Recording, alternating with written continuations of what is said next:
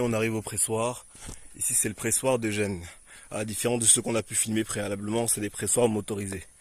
Donc je vous fais voir à quoi ressemble comme prévu. Meilleur abaisse. Eugène Atabé.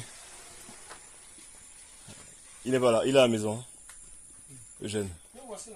Hey, ça va? Je suis là pour faire ce qu'on a dit là.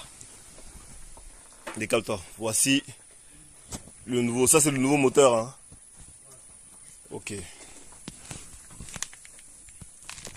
Donc l'essentiel, le plus coûteux, le plus utile, c'est le moteur dans ce type de pressoir. Voilà la machine. On va faire une prise pendant qu'il est fonctionnel. Là les gars font une pause. Donc voilà. Là c'est le tourteau. C'est le déchet qui est extrait des noix qu'on a déjà pressées. Vous voyez?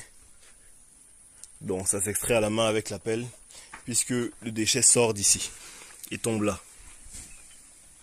Là c'est les fûts de réserve. Là c'est les fûts de cuisson qui sont métalliques en aluminium. C'est ça hein? Aluminium ou le fer? En galva. Ok. Ah c'est ceux des trains là, les anciens. Ok. Voilà. Donc là c'est les grands fûts. Chaque fût comme celui-ci par exemple contient combien, l'équivalent de combien de sacs? L'équivalent de 13 sacs. Voilà, ici 13 sacs. Celui-là prend un peu plus. 22. 22 sacs. Donc c'est quasiment le double. Voilà, voici Eugène. Bon Eugène, qu'est-ce que tu peux nous dire de comment est-ce que tu as pensé à lancer même d'avoir vidéo mal. C'est sur le YouTube. Qu'est-ce que tu en pensais? Comment est-ce que tu as eu l'idée de commencer à lancer cette petite usine? En effet, j'ai été quelque part après Douala. Ok. J'ai vu comment ils font dans les noix. D'accord. Bon, ça m'a intéressé. Je me suis dit, comme je n'avais pas de moyens, lorsque j'aurai des moyens, je vais... C'est ça qui t'a donné l'idée d'enclencher d'enclencher et donc mettre en place une petite unité de transformation comme celle-ci. Effectivement. Voilà. Ça, c'est les industries de nos villages.